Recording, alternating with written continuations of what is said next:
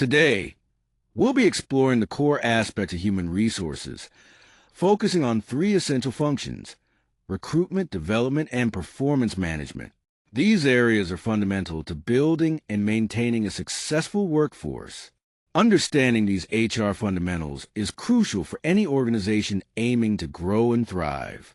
Let's dive into how each of these functions plays a vital role in the overall HR strategy. By the end of this training, you'll be equipped to describe the core functions of human resources and understand how each one drives organizational effectiveness. We'll cover the entire recruitment process, starting with workforce planning and moving all the way through to onboarding, so you can confidently select and retain the right people. You'll also learn how employee development programs are designed, delivered, and evaluated to build skills at every level. Additionally, we'll dive into performance management, how to set meaningful goals, conduct effective reviews, and address performance issues in a constructive way.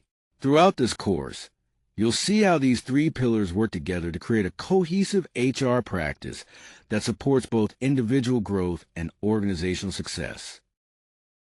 Chapter 1 introduces us to the concept of human resources, or HR, which is fundamentally about managing people within an organization. At its essence, HR's role is to attract, develop, retain, and support the workforce, enabling the organization to reach its goals. While many think of HR simply as a department that handles hiring and firing, its responsibilities are far more comprehensive. HR sits at the intersection of business strategy and human behavior, translating organizational objectives into practical people plans, like determining workforce size, necessary skills, managing daily performance, and recognizing or addressing employee performance. Every major business decision carries a people-related aspect, and HR systematically addresses this critical dimension. Importantly, modern HR functions as a true business partner. HR professionals don't just manage administrative tasks.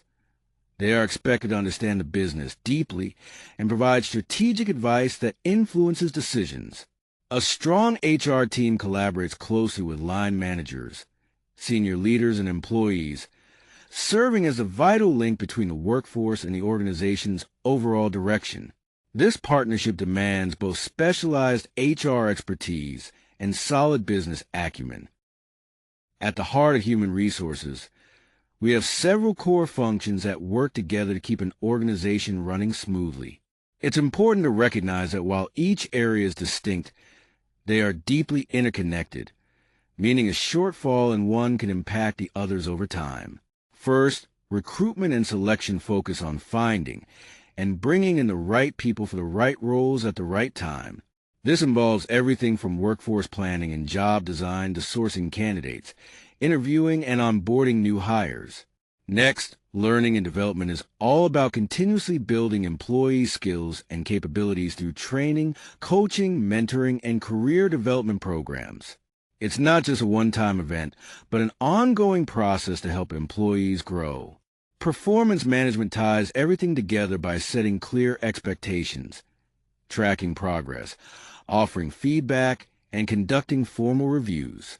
This ensures that individual efforts align with overall organizational goals. Finally, HR compliance and policy are crucial for making sure the company meets all legal requirements, including employment laws, workplace safety, equal opportunity, and data protection. At the same time, it ensures that internal policies are fair and consistent across the board. Together, these core HR functions create a strong foundation for workforce success. HR is not just for HR professionals. Every manager who hires, gives feedback, or approves training is really doing HR work. Understanding these basics helps you contribute more effectively no matter your role. For junior employees, knowing how HR processes work means you can approach performance reviews and development conversations with confidence and understand your rights at work, which builds trust. Middle managers are often the first to address employee concerns and performance issues. By mastering HR fundamentals, they can handle these situations correctly, reduce legal risks, and help their team grow consistently. For senior leaders, HR decisions shape the whole organization's capability, culture, and costs. When leaders grasp HR basics, they can better evaluate workforce plans, ensure performance systems encourage the right behaviors, and make smarter development investments. This makes HR knowledge essential at every level. This chapter focuses on recruitment and selection, which are truly the foundation of a strong workforce. Recruitment involves several key steps: recognizing when there's a need for a new hire, searching for suitable candidates, carefully evaluating them, and ultimately hiring the right person for the organization. When done well, recruitment is one of the most powerful tools HR can use. However, if it's done poorly, it can lead to significant issues like disengaged employees, underperformance, and expensive turnover. Understanding this process deeply is crucial for building a successful team. Workforce planning is crucial, and it all starts long before a job posting goes live. Effective recruitment begins with analyzing your current workforce, understanding who you have, their skills, and any upcoming changes like retirements or promotions. This honest assessment helps paint a realistic picture of your current capabilities. Next, you forecast future needs by aligning with business goals, market trends, and technological shifts, which allows HR to determine the right number of roles, required skills, and budget needed. Importantly, workforce planning is not just a once-a-year task, but a continuous process that keeps organizations agile and prepared, avoiding last-minute hiring scrambles. Before writing a job posting, it's crucial for HR and the hiring manager to conduct a thorough job analysis. This is a structured process that uncovers exactly what a role requires, including the tasks involved, key decisions, relationships to manage, and the skills, knowledge, and experience needed to succeed.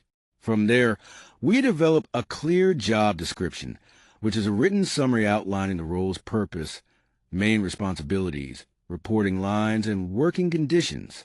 A good job description needs to be specific and honest, because vague descriptions lead to mismatched candidates and confusion down the line.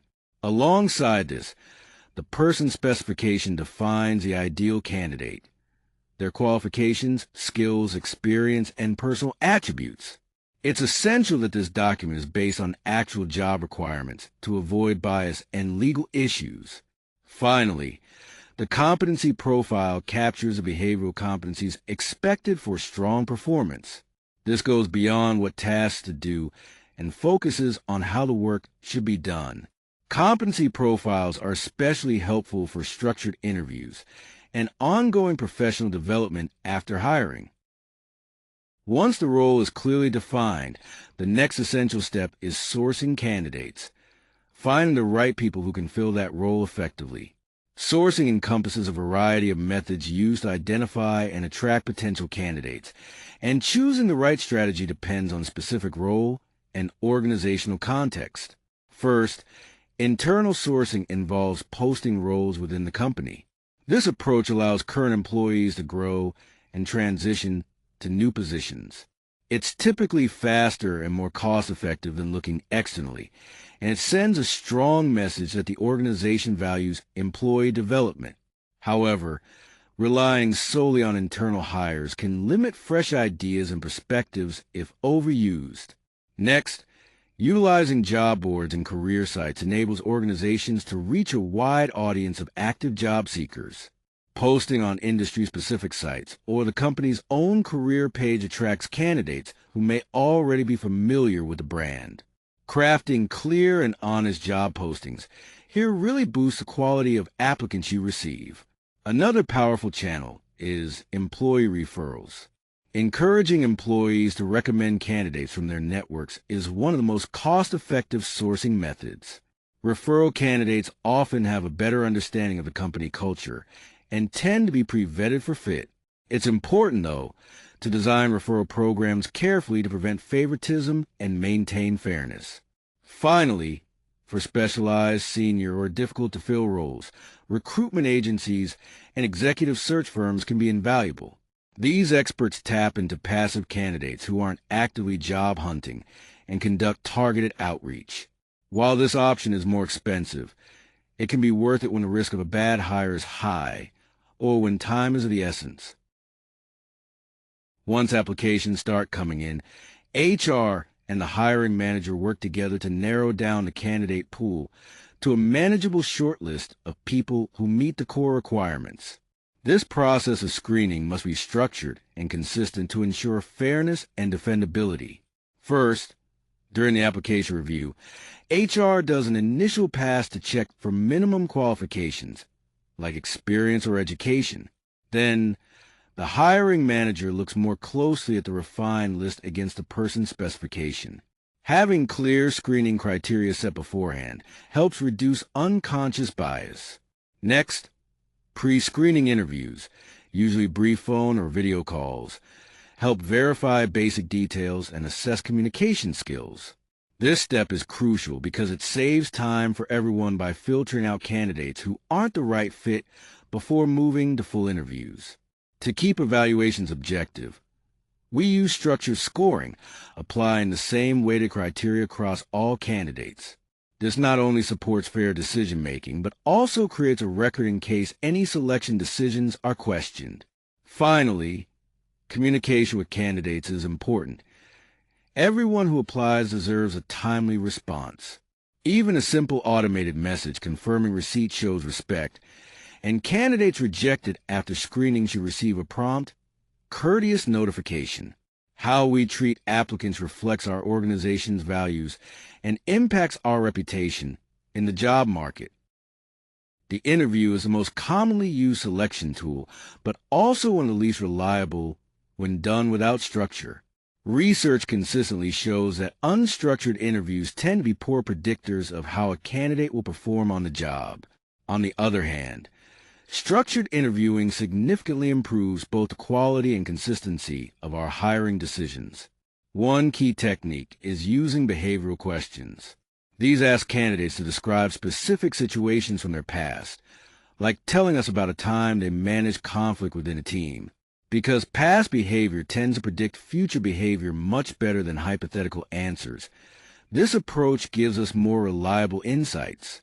The STAR method, situation, task, action, result, is a great guide for both asking these questions and evaluating the answers. Situational questions are another useful tool, where candidates respond to realistic job-related scenarios. For example, we might ask what they would do if a high-performing employee resigned.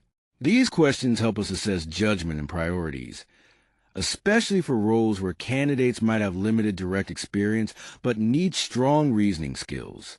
Finally, panel interviews bring multiple interviewers together, which reduces individual bias and gives us a fuller picture of each candidate. Each panel member focuses on specific areas and asks assigned questions. Afterward, the panel independently scores a candidate before discussing results, which helps prevent groupthink and leads to more balanced decisions. Interviews alone can't give us the complete story of a candidate's potential. So, organizations use various assessment tools to get a more objective view of skills, reasoning, and behavior. Psychometric tests are one key method, measuring cognitive abilities like reasoning and numerical thinking, which predict how quickly someone can learn and solve problems, as well as personality traits related to work style and cultural fit. However, personality tests should never be the only factor in making a decision. Work samples and skills tests are another highly effective approach, where candidates perform tasks similar to actual job duties, such as a spreadsheet exercise for finance or a writing assignment, making it harder to misrepresent abilities. Assessment centers take this further by combining several exercises over several hours, including group work and presentations, which is especially useful for comparing many candidates for leadership or graduate roles. Finally, reference checks provide valuable external validation from previous managers or colleagues, but should be used to confirm insights gained from other assessments rather than as a primary decision tool. Selecting the right candidate is only half the battle. The offer stage and onboarding experience really set the tone for the new hire's success. If we deliver a strong candidate experience from the offer to those first few months, it can dramatically improve retention and early performance. When making the offer, it's crucial to communicate clearly and quickly. Any delay between the hiring decision and the offer risks losing the candidate to another employer. The offer letter should clearly outline all key terms: role title, start date, salary, working hours, and any conditions like background checks or probation periods. HR needs to be ready to discuss and professionally negotiate these details. Moving on to onboarding. It's important to understand that this is much more than just orientation, which is mainly paperwork and equipment setup. Onboarding is a structured process that helps the new employee become productive, feel connected, and gain confidence in their role. A good onboarding program includes team introductions, setting clear expectations, role-specific training, and early feedback mechanisms. According to research from SHRM, effective onboarding not only boosts retention, but also helps employees reach full productivity faster. Chapter 3 focuses on employee development, which is all about building capability over time. Development means growing the knowledge, skills, and behaviors employees need not just excel in their current roles, but also prepare for future opportunities. When organizations invest thoughtfully in development, it sends a clear message that they value their people. This leads to better performance, higher engagement, and a reduced reliance on hiring from outside the company. The difference between training and development is an important one for HR professionals to understand. Training is all about addressing a specific skill gap or knowledge need right now. For example, a new employee learning how to use the company's HR system is receiving training. It's focused short-term and has a clear beginning objective and measurable outcome. Training reacts to an immediate need. On the other hand, development takes a broader, longer-term view. It's designed to prepare employees for future roles and responsibilities. Take a mid-level manager in a leadership program. This is development working to build skills like strategic thinking over time. While the outcomes of development aren't always immediately measurable, it's a proactive approach that builds organizational strength for the future. Often, programs combine both training and development. For instance, a communication workshop might help fix a current performance issue while also preparing someone for a leadership role down the line. Being clear about which goal you're focusing on helps shape how you measure success. When we talk about identifying development needs, the key is understanding what needs to be developed and why before creating any program. This process, called needs analysis, helps us find the gap between the current and required capabilities, so we can focus development resources where they really matter. At the organizational level, we look at strategic goals, upcoming changes, and workforce trends to spot capability gaps that could impact performance. For instance, if the company is entering a new market, we need to check if employees have the necessary language skills, market knowledge, and cultural awareness to succeed there. Next, at the role level, we analyze what each position requires in terms of skills, knowledge, and behavior. This helps us define the standards for employee capability. When technology, regulations, or business processes change, we often need to update these role requirements and the related development programs. Finally, at the individual level, HR and managers identify specific gaps for each employee using tools like performance reviews, 360-degree feedback, and skills assessments. This information then shapes personal development plans, which clearly outline what the employee will learn, how they will learn it, and by when. Development can be delivered through various formats, and choosing the right one depends on the type of learning, learner preferences, budget, and practical constraints like geography and work hours.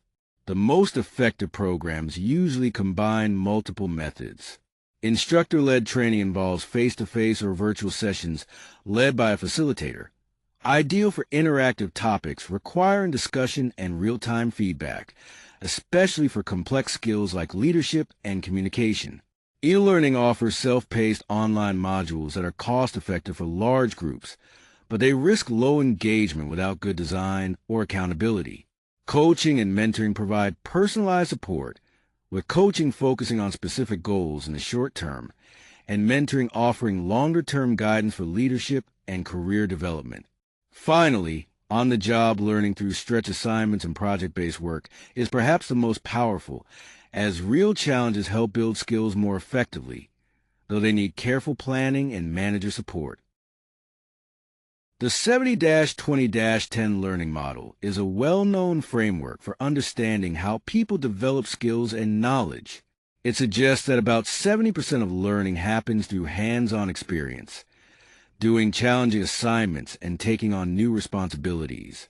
This kind of learning is the most impactful and lasting because it's rooted in real-world practice. Then, around 20% comes from social learning, which means growing through interactions like feedback, coaching, and discussions with mentors and colleagues. These relationships are crucial for helping individuals adapt and improve. Lastly, formal learning through courses and workshops makes up only about 10% of the process, and is most effective when tied directly to real challenges people face at work. Keep in mind, these proportions are guidelines rather than strict rules, but the key takeaway is that most development efforts should focus on experience and relationships rather than just formal training. This model helps HR and managers prioritize learning investments to get the best growth outcomes. A personal development plan, or PDP, is a written agreement between an employee and their manager that clearly outlines what the employee wants to develop, how they'll do it, and what success looks like. This makes development concrete and accountable rather than just a vague intention. A good PDP focuses on 2 or 3 specific goals, avoiding a long list of aspirations. For each goal, it details the activities to be done, the timeline, resources, or support needed, and how progress will be measured. These goals should align both with the employee's career aspirations and the organization's needs. It's important to review PDPs regularly, not just store them away after the annual review. The manager plays an active role in this process. They don't just observe from the sidelines. They provide opportunities for challenging assignments, offer honest and regular feedback, and engage in development conversations beyond formal reviews. When managers treat these conversations as mere compliance, it weakens the whole process.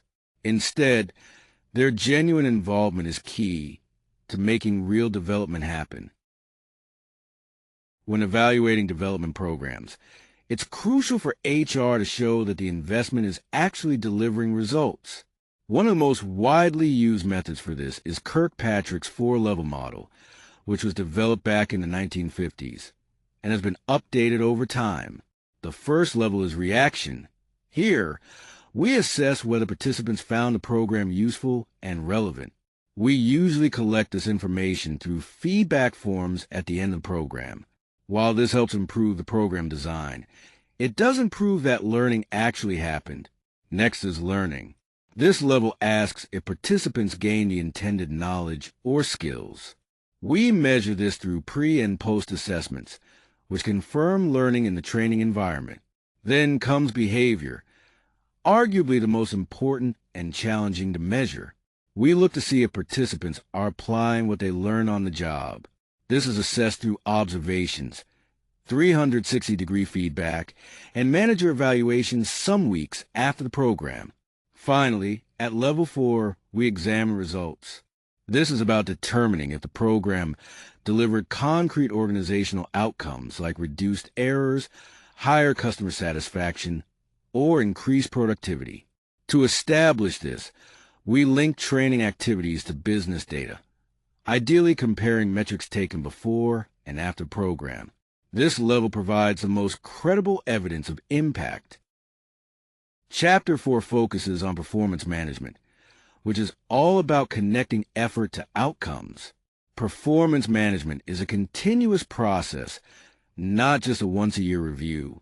It involves clarifying what is expected from employees, supporting them to meet those expectations and evaluating how well they're doing. When done effectively, performance management aligns individual effort with the organization's direction, helps identify problems early, and creates an environment where people can do their best work. Performance management serves several important purposes, and it's crucial to be clear about which one we're focusing on in any conversation or process. Mixing these purposes can lead to systems that just don't work well. First, it provides clarity and direction by helping employees understand exactly what is expected, what they need to accomplish, how to behave, and what success looks like. Without this, employees might work hard but may not be heading in the right direction. Clarity is truly the foundation of good performance. Next, performance management supports development and growth by creating space for honest conversations about strengths and areas for improvement.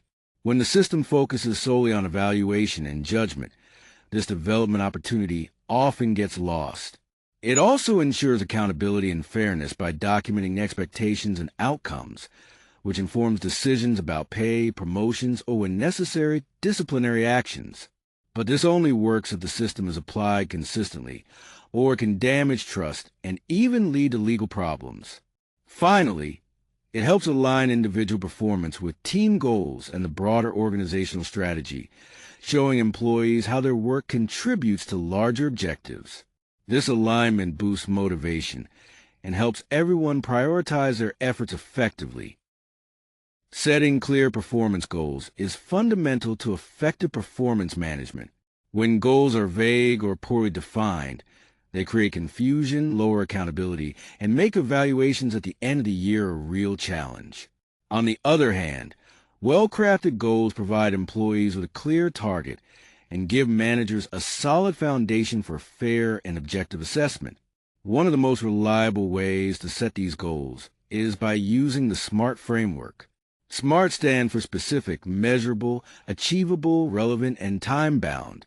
This means goals should clearly state what needs to be accomplished, have clear criteria for success, be realistic considering the resources and constraints, align with the employee's role and organizational priorities, and include a deadline. This approach helps eliminate ambiguity that often causes disputes during reviews.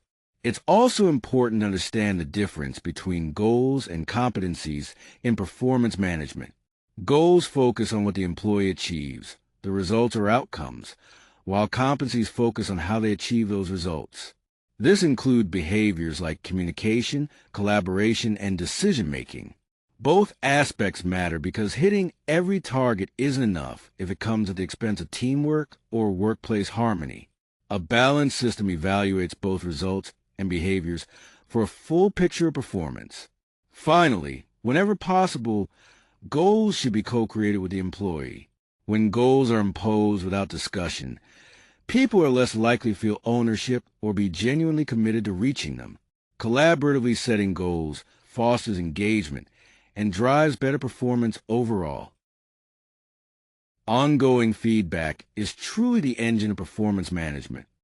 It's far more effective than a once-a-year review, no matter how well structured. Research shows that frequent, honest, and constructive feedback throughout the year significantly boosts performance. Timing is crucial.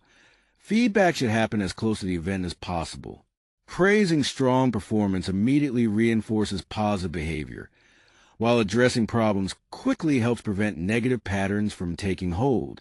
Waiting until the annual review often means the feedback comes too late to make a real impact.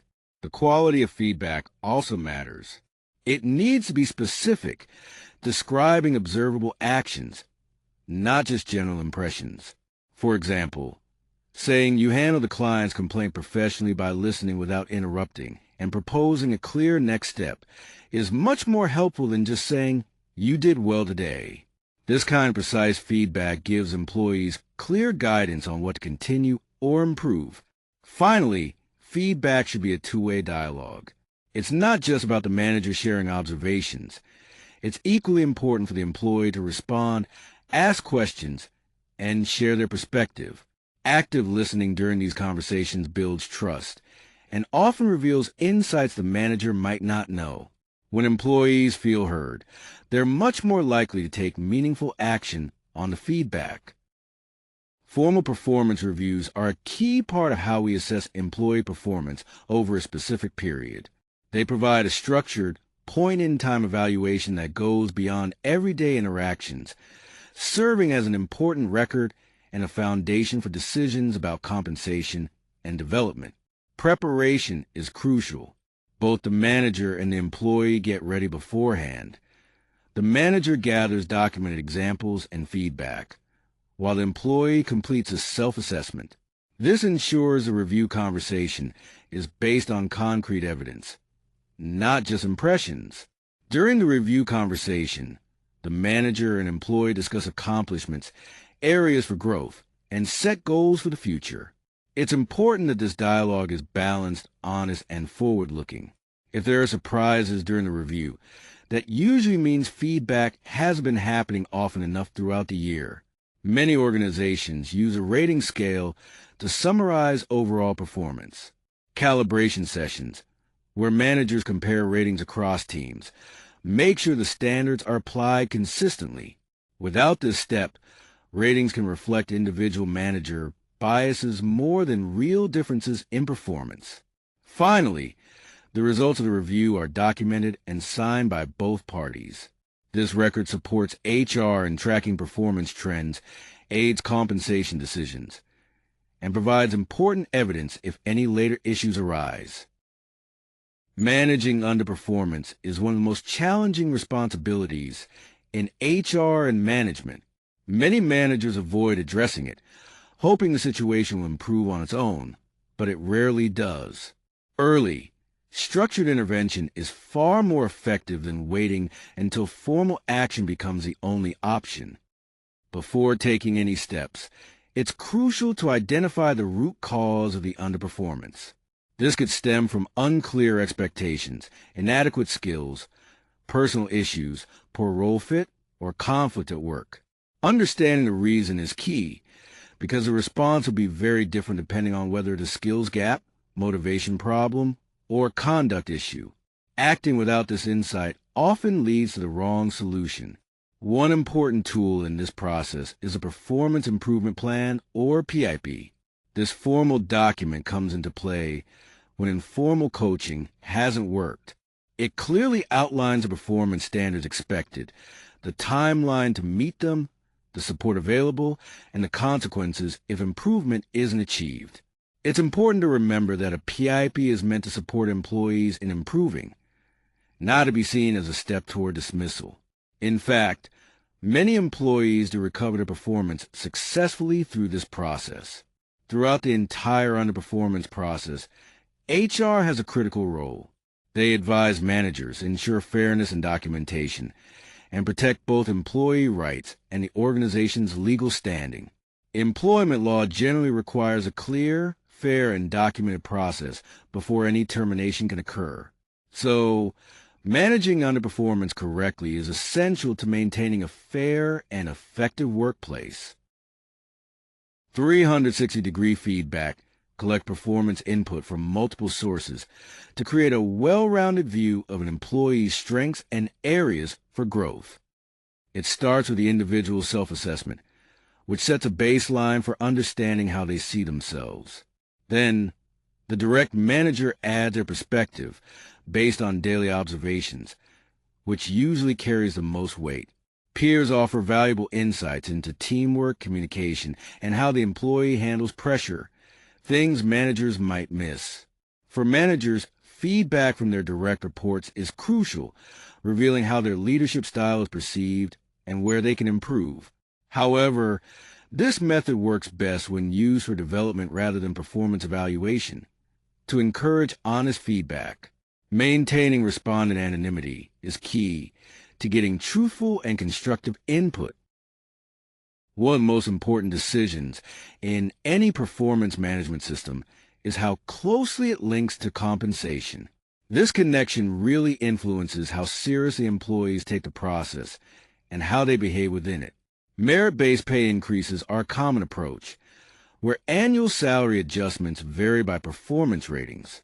Top performers get larger raises, Those meeting expectations receive standard raises, and those below expectations might get none, signaling that performance truly matters. However, this system relies heavily on fair and consistent ratings to avoid unfairness. Then we have bonuses and variable pay, which tie compensation directly to meeting specific targets. These are especially common in sales and revenue-driven roles, but the challenge is designing incentives that encourage the right behaviors and outcomes, avoiding any unintended negative effects. Lastly, it's crucial to remember that recognition isn't just about money. Non-financial rewards like public recognition, career growth opportunities, added responsibilities, and flexible work options play a big role in motivating employees. Ignoring these can overlook a key part of what drives performance at work. In this chapter, we'll focus on HR compliance and the basics of employment law. It's important to understand that HR cannot function effectively without a solid grasp of employment law. Compliance isn't just a standalone task. It's integrated into every aspect of HR, from the way job ads are crafted to how employees are managed and even dismissed. Organizations that handle compliance diligently not only reduce their legal risks, but, more importantly, create a workplace where people are treated fairly and with respect. At the heart of employment law is the principle of equal opportunity and non-discrimination. This means that people must be treated fairly at work, and decisions can never be based on protected characteristics like race, religion, sex, or age. In the U.S., the Equal Employment Opportunity Commission enforces these rules to ensure fairness. Now, discrimination can come in two forms. Direct discrimination happens when someone is treated less favorably because of a protected characteristic, like not hiring someone due to their religion. Indirect discrimination is more subtle. It's when a seemingly neutral policy actually disadvantages a particular group, like requiring employees to work on certain religious holidays without a valid business reason. Both types are illegal, so HR needs to stay alert to both. From a practical standpoint, HR must carefully review every process, from recruitment all the way to dismissal, for any discriminatory effects. Job ads should use neutral language. Interview questions should stay focused on job-relevant topics, and promotions must be based strictly on merit and clear, documented criteria. Pay equity needs regular monitoring, and if an employee raises a discrimination concern, the organization must act quickly and fairly, no matter who is involved. This approach helps build a truly fair and inclusive workplace. When we talk about workplace safety and employee well-being, it's important to recognize that employers have a legal duty of care toward their employees. The OSH Act of 1970 mandates that workplaces must be free from recognized hazards. But beyond just following the law, prioritizing employee well-being is becoming essential for any successful business. Let's start with physical safety. HR plays a key role in making sure safety policies are not only in place, but truly understood and followed. This involves conducting risk assessments, providing the right equipment, clearly outlining emergency procedures, and ensuring thorough reporting and investigation of any incidents. And safety training, this isn't optional. It's required by law in most places. Moving on to psychological safety, this is about creating an environment where employees feel safe to speak up, raise concerns, and admit mistakes without fear of punishment. It's not the same as job security, but it's just as important. When psychological safety is strong, organizations see more innovation, better problem solving, and fewer risks stemming from employees staying silent about serious issues. HR supports this through clear policies, training managers, and handling concerns thoughtfully and promptly. Finally, mental health at work is becoming a top priority. Employees' mental well-being affects everything from productivity to morale. Employers are expected to take reasonable steps to reduce work-related stress and support those facing mental health challenges. This includes offering employee assistance programs, training managers on mental health awareness, providing flexible work options, and fostering a culture where people can talk openly about their well-being without stigma. All these efforts are crucial for building a healthy, safe, and supportive workplace. HR manages a vast amount of sensitive personal information, from contact details and salaries to medical records and performance ratings. Handling this data responsibly is not just a legal necessity, but an ethical one as well.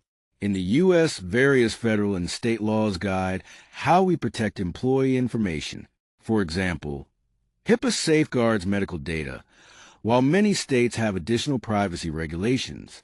If a company operates internationally, compliance with regulations like the GDPR is essential. Practically, HR must collect data only for valid reasons, keep it secure, limit access to those who truly need it, and retain it only as long as necessary.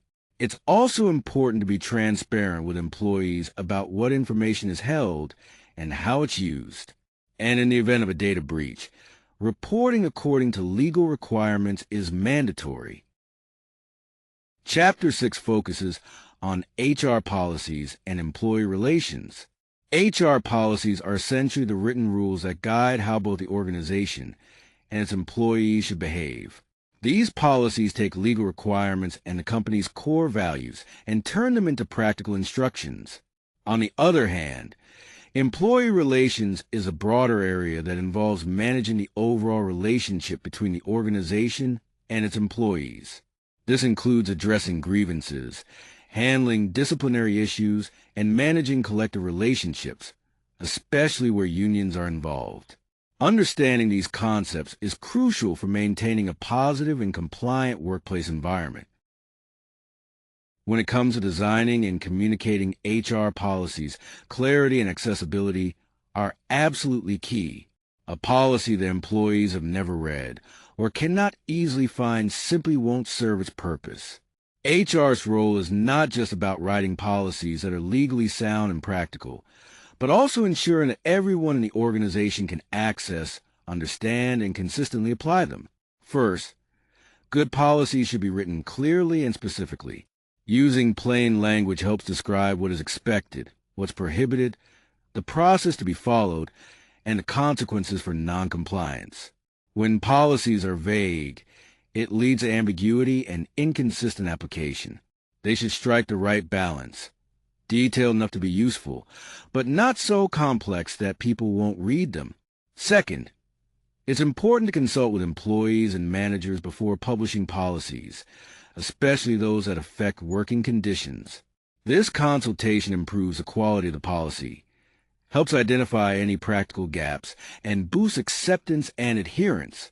Plus, if there's a union or works council, formal consultation might even be required by law. Next, making policies accessible is crucial. They should be stored in a place where everyone can easily find them, like the company intranet or HR portal. Employees need to be informed about new policies or updates, and for major changes, active communication, rather than just uploading a document, is far more effective. Finally, policies must be reviewed and updated regularly. Laws, business practices, and workforce expectations evolve over time. It's good practice for HR to review policies every 1 to 2 years, updating them as needed to reflect legal changes or lessons learned in operations. Outdated policies can cause legal risks and confusion, so staying current is essential. Two of the most sensitive areas in HR are grievance and disciplinary processes. Grievances occur when an employee formally raises concerns about how they've been treated at work. It's crucial that these concerns are taken seriously, thoroughly investigated, and resolved fairly and quickly. Importantly, employees must never face retaliation for speaking up, as it undermines trust and is illegal in many places. Often, many grievances can be settled informally early on, with HR facilitating open conversations. On the other hand, disciplinary processes come into play when an employee's conduct or performance doesn't meet expectations and informal measures haven't worked. This process usually follows clear stages, from informal counseling to written warnings and, in serious cases, dismissal. Throughout, it's vital that the employee understands the allegation, has a chance to respond, and is treated fairly and consistently. HR's role is to guide managers, ensure proper documentation, and confirm all steps adhere to legal standards. Handling both processes with care helps maintain fairness and respect across the organization. Here we have a real-world case study from Google, known as Project Oxygen. Back in 2008, Google launched this internal research initiative to answer a crucial question: do managers really matter? And if so, what makes a good manager at Google? The team analyzed extensive data, including performance reviews, feedback surveys, and interviews with employees. Their findings revealed 8 key behaviors that set the highest performing managers apart. Some of these top behaviors include being a good coach, avoiding micromanagement, genuinely caring about employees' well-being and success, focusing on results, communicating effectively, supporting career development, and having a clear vision and strategy. Interestingly, technical expertise was ranked last in importance. What mattered most was the quality of relationships and coaching skills. Google then applied these insights by redesigning their manager training programs, incorporating these 8 behaviors into performance reviews, 360-degree feedback, and coaching initiatives. This showed how people analytics can directly improve management quality, and that investing in manager development leads to measurable improvements in team performance. This case study perfectly illustrates many concepts from our training: the power of structured feedback, how manager behavior impacts team outcomes, the role of development in behavior change, and using data to guide HR decisions. It's a great example of how solid HR practices produce real, measurable results. Chapter 7 focuses on workforce diversity, equity, and inclusion. Over the past 20 years, these concepts have shifted from being peripheral concerns to becoming central to human resources practices. It's crucial for HR professionals and managers to not only understand what diversity, equity, and inclusion mean, but also to grasp why they are so important and how to apply them effectively in real-world HR activities. This understanding is foundational to creating a fair and productive workplace. Defining diversity, equity, and inclusion is crucial because these terms are related but distinct, and using them interchangeably can cause confusion and result in programs that focus on one aspect while neglecting the others. Starting with diversity, it refers to the wide range of differences among people in an organization. These differences include visible traits like race, gender, age, and physical ability, as well as less visible ones like educational background, work experience, cognitive style, and socioeconomic background. Diversity is about the composition of an organization, a fact of who is present, but not an outcome by itself. Moving on to equity, it's about ensuring that all employees have access to the resources and support they need to succeed. Equity recognizes that people don't all start from the same place, and that equal treatment doesn't always result in fairness. Instead, an equitable approach tailors support to individual needs and circumstances, rather than applying a one-size-fits-all solution that might leave some behind. Finally, inclusion refers to the environment within the organization, whether people feel respected, valued, and able to fully contribute. You can have a diverse workforce without inclusion, which is shaped by the daily experience of employees. Do people feel heard in meetings, credited for their ideas, and safe to raise concerns? Inclusion is a cultural and behavioral issue, and managers have the most direct influence in creating an inclusive atmosphere. DI is not just a program or an initiative. It's an approach that should be embedded into every HR process. One of the most crucial areas for DEI is inclusive recruitment. This means reviewing job descriptions to eliminate exclusionary language, using structured interviews with standardized questions, and diversifying sourcing channels to reach underrepresented groups. Training interviewers to recognize unconscious bias is another key step that helps improve fairness and the quality of hiring decisions. When it comes to equitable development, access to opportunities must be monitored closely. If certain groups are underrepresented in leadership programs or stretch assignments, it's important for HR to investigate why and take action. Equitable development isn't about treating everyone identically. It's about ensuring no one is limited by their identity. Lastly, pay equity analysis is a must. HR should regularly check if employees in comparable roles are paid fairly, without discrepancies based on characteristics like gender or race. If gaps are found, they need to be evaluated to see if they're justified by legitimate factors or if they reveal systemic bias. Correcting these gaps involves adjusting pay and reviewing the processes that led to disparities.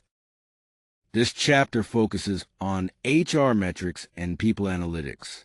Traditionally, HR has relied heavily on intuition and relationships, but now organizations are expecting HR to make decisions based on solid evidence. People analytics involves using data to understand, predict, and improve workforce outcomes. You don't need to be a data scientist to leverage analytics. The key is knowing which questions to ask and identifying the right data to provide those answers. Key HR metrics are essential for understanding workforce health and the impact of HR efforts.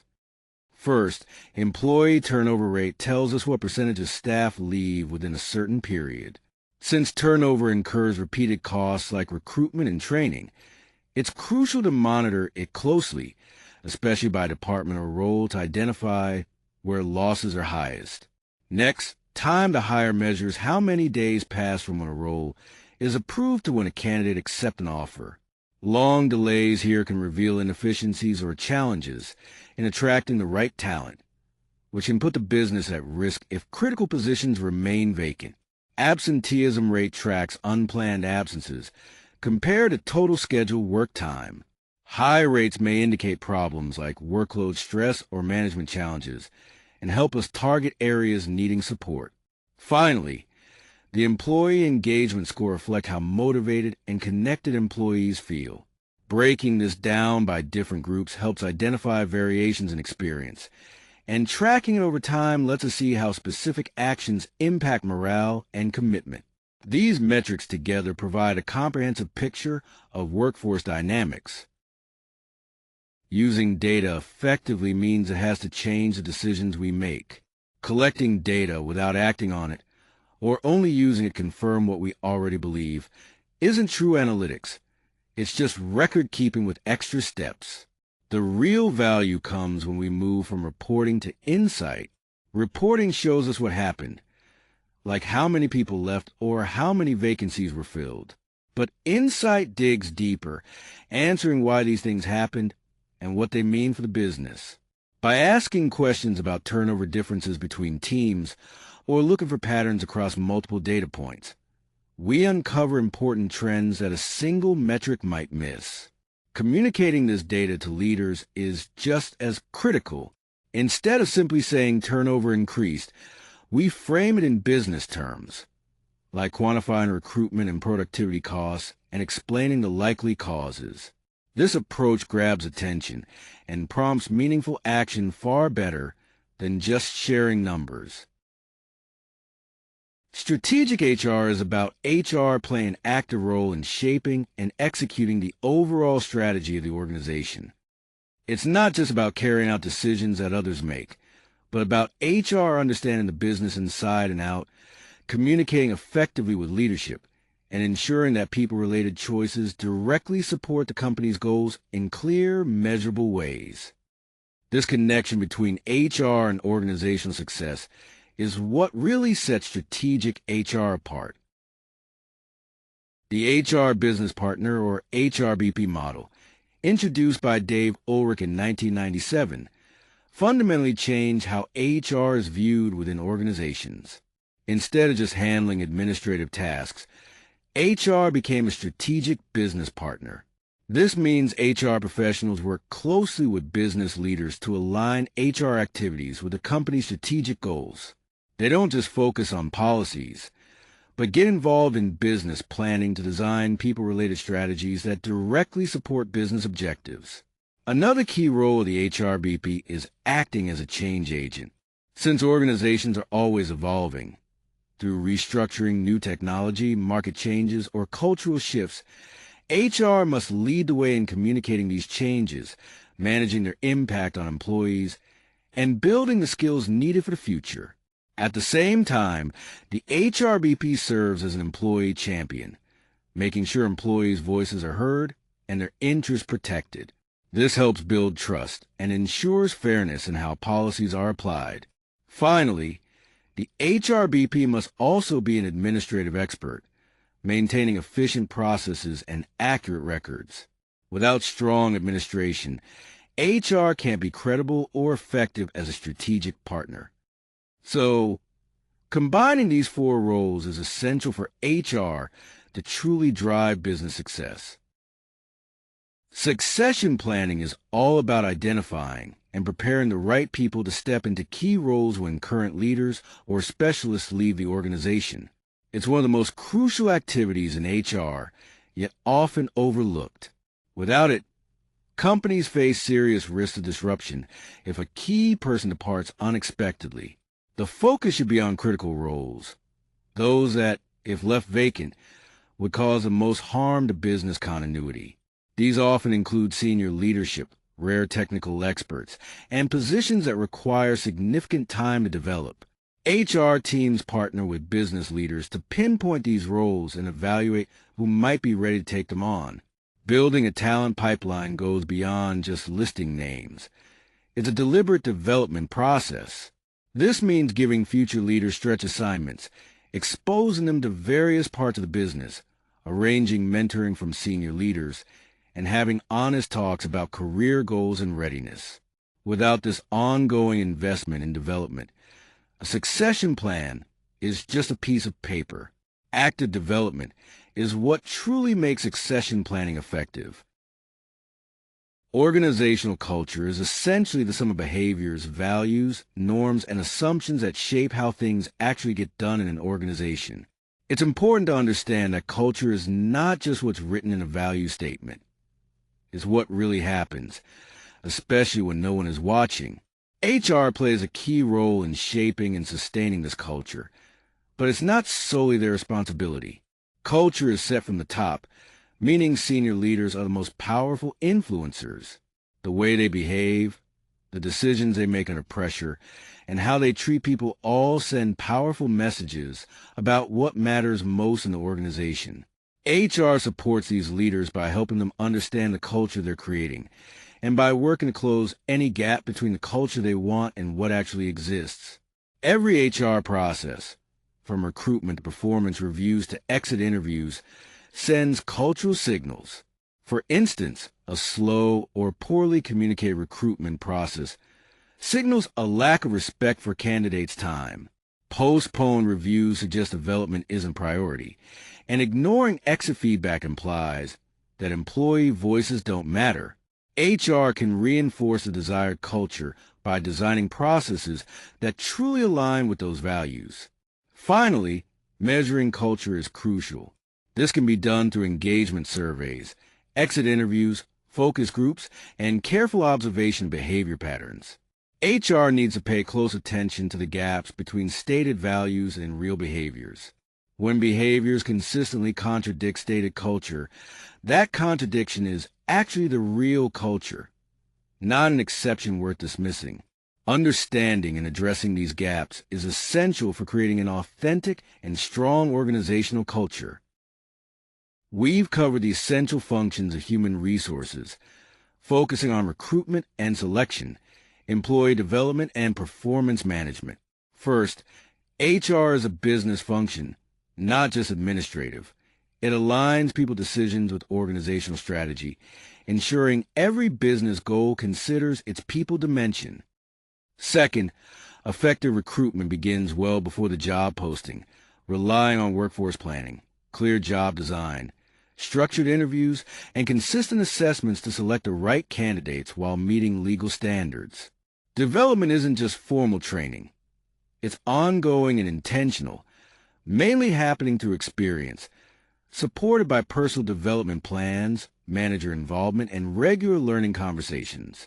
Performance management goes beyond annual reviews, requiring regular feedback, clear goals, honest talks about underperformance, and a fair, documented process to drive results without harming relationships.